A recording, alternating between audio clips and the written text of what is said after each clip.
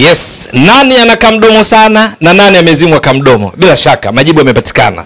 Mechi kali, mechi iliyokuwa ikisubiriwa kwa hamu. Wenyeji Tabora United dhidi ya Yanga. Hatimaye Yanga, vinara wa ligi kuu Tanzania bara, hivi sasa wameendelea kujiimarisha kileleni baada ya kupata ushindi wa mabao 3-0 dhidi ya wenyeji Tabora United. Yanga mpaka mapumziko walikuwa tayari wameshapata bao moja lililowekwa wavuni kwa mpira wa free kick uliopigwa vyema na Israel Patrick Mwenda, lakini kipindi cha pili wakaongeza mabao mengine. Hili bao la kwanza la Israel Patrick Mwenda lilikuwa katika dakika 21, alipiga free kick nzuri iliyomwacha golikipa Noeli, mchezaji wa kimataifa kutoka Gabon, mchezaji golikipa wa timu ya taifa ya Gabon, akishindwa la kufanya. Hili likiwekwa wavuni na Mwenda. Lakini katika dakika ya 57 Clement Mzize Walid kipindi cha pili akaongeza bao lingine la pili kuashiria juu ya kile ambacho Yanga walikuwa kikifanya mpaka muda huo, wakicheza soka safi, wakimiliki zaidi mpira, huku wenyeji Tabora United wakiendelea kucheza kwa kuzuia zaidi kutokea nyuma, tunasema low block, mpango kazi wao ambao katika mzunguko wa kwanza uliwezesha kupata ushindi wa mabao 3-1. Lakini leo hii Yanga walitawala karibu katika muda wote wa mchezo, lakini wakiwa imara zaidi katika kukabiliana na mashambulizi yoyote ya kushtukiza kutoka kwa Tabora United, ambayo leo hii haikuwa na kocha Anicet Makiadi aliyeongoza katika mzunguko wa kwanza, bali kocha mpya, kocha Mzimbabwe, huyu ni Genesis Mangombe, ndiye aliongoza leo hii, na Yanga wakamkaribisha vyema wakiwa chini ya Milud, ambaye katika mechi ya mzunguko wa kwanza dhidi ya Tabora United kocha hakuwa yeye bali alikuwa Mwargentina Miguel Gamondi. Leo hii Milud akawa amewakamata zaidi Tabora United na kuongeza bao lingine lililofungwa na Prince Mpumelelo Dube katika dakika ya 68. Mpaka mwisho wa mchezo Yanga wakaibuka na ushindi huo wa mabao 3-0, lakini wakishambulia mara nyingi na kupoteza fursa kadhaa ambazo pengine wangeweza kuongeza mabao. Katika kipindi cha kwanza Ibra Baka kuna mpira wa cross alipiga kichwa kilichogonga nguzo, lakini katika kipindi cha pili Dube, Mzize nao walifanikiwa kuweka mpira wavuni, ingawa mipira yote ilikuja kuonekana na mwamuzi kwamba ilikuwa ni ya offside. Matokeo yake ushindi huu wa mabao 3-0 umeifanya Yanga izidi kujiimarisha kileleni mwa msimamo wa ligi kuu Tanzania bara msimu wa 2024-2025, kwa sababu sasa wametimiza pointi 61, huku inafahamika wazi Simba watani zao wa jadi wanaofuatia katika nafasi ya pili wakiwa na pointi 57. Kwa lugha nyingine wamewazidi pointi 4, lakini Yanga wakiwa wamecheza mchezo mmoja zaidi, maana Simba wamecheza mechi 22. Lakini pia Yanga wamefikisha mabao 61 huku wakiwa wameruhusu mabao 9. Maana leo hii wameondoka na clean sheet. Maana yake ni nini? Yanga wanaendelea kubaki kuwa timu ya pili kwa ukuwa na ukuta imara, kwa sababu walioruhusu mabao machache zaidi ni wekundu wa Msimbazi Simba walioruhusu mabao 8, lakini Yanga wameruhusu mabao 9 tu. Lakini Yanga wanaendelea kuwa ndio timu iliyofunga mabao mengi zaidi.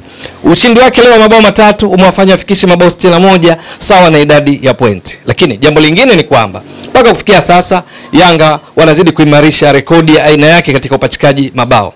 Kitendo cha kucheza mechi ya 23 kwa ujumla inamaanisha ni dakika 90 mara 23 sawa sawa na dakika 2070. Kwenye dakika hizi Yanga kufunga mabao 61, maana yake hivi sasa kwa wastani Yanga inafunga bao moja, tunasema MPG minutes per goal, kwa wastani wa dakika 33 na sekunde 55.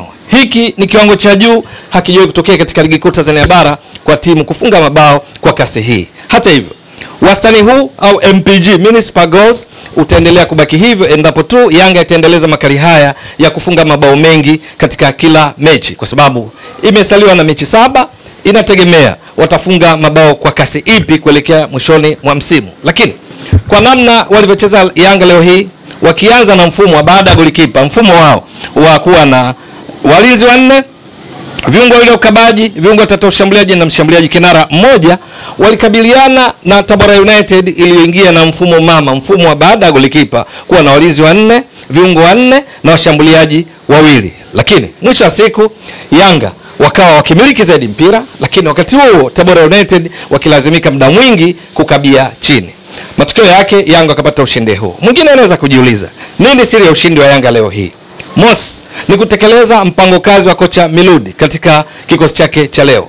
Wachezaji walioanza leo hii ambapo Stefan Azizki hakuwa miongoni mwao, Khalid Aucho Doctor hakuwa miongoni mwao, lakini waliokuwa hapo Isra Patrick Mwenda, Shadrack Issa Kaboka, katikati Ibra Baka, Dickson Job, viungo Zuk Abuya, Mudathir Abbas, Peodo Pacom Zouzoua, Clement Mzize, Walid, lakini pia pamoja na mshambuliaji kinara Prince Pumelolo Dube walikuwa kwenye kiwango bora, pamoja na Maxim Pianzengeli aliyekuwa ameanza kwenye kikosi cha kwanza. Kutekeleza mpango kazi wa kocha Melud ambao ni kuhakikisha muda mwingi wa mchezo wako katika nusu ya pili ya uwanja wakimiliki zaidi mpira, lakini pili kuhakikisha wanakabiliana vyema na mashambulizi ya kushtukiza kutoka kwa Tabora United, kwa maana kwamba wanaposhambulia nyuma hapabaki watupu. Ibra Baka, Dickson Job, viungo wao Mudathir Abbas, Zuk Abuya walikuwa hawaondoki jumla wakiwacha wazi nyuma na kusababisha hatari ya mashambulizi ya kushtukiza ambayo katika mzunguko wa kwanza ndio yaliyoathiri mpaka wakafungwa mabao 3-1 kwenye uwanja wa Chamazi Complex,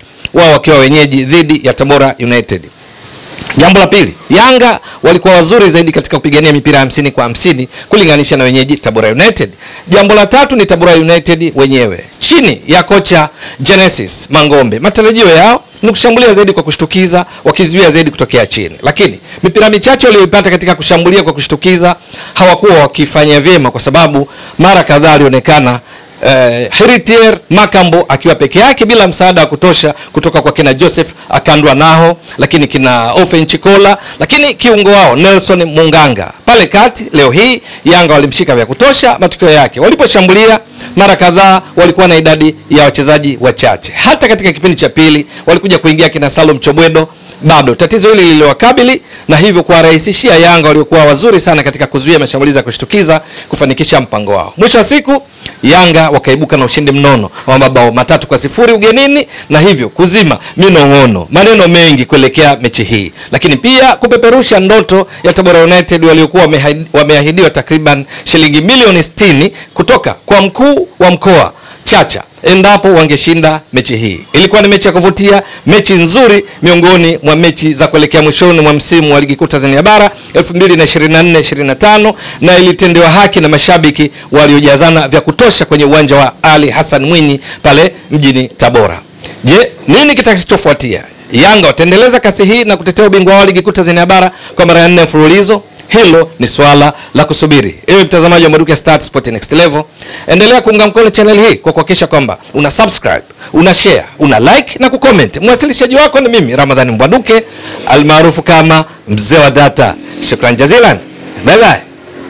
Ni vyema ukafahamu kwamba sisi tunapewa nguvu kubwa na mabasi ya Jada Luxury Coach. Yanakuhakikishia usafiri kutoka Dar es Salaam, Moshi mpaka Arusha, na siku zote safari zake huanzia Mbande, lakini kuna vituo maeneo kama Shekilango na kwingineko. Mabasi ya Jada Luxury Coach ni kama ndege za ardhini. Ni mabasi ya kisasa yanayokufanya ufike safari yako ukiwa huna uchovu wowote. Ndani ya mabasi hayo kuna huduma ya matangazo mubashara ya Azam Media ambayo hukuhakikishia kutazama mechi mubashara za Ligi Kuu Tanzania Bara, ligi ya kule Hispania La Liga, ligi ya Ujerumani Bundesliga, na matangazo mengine ya Azam kama sinema zetu, tamthilia na kadhalika. Lakini vile vile mabasi ya Jada Luxury Coach yanakupa huduma nzuri ya usafiri wa mizigo na vifurushi. Vifurushi vyako, mizigo yako unaweza kuisafirisha kwa salama, kwa uhakika na kwa wakati kupitia mabasi haya ya Jada Luxury Coach. Wasiliana nao kupitia nambari za simu unaziona hapo ili kufanya booking kwa ajili ya usafiri wako na mizigo yako.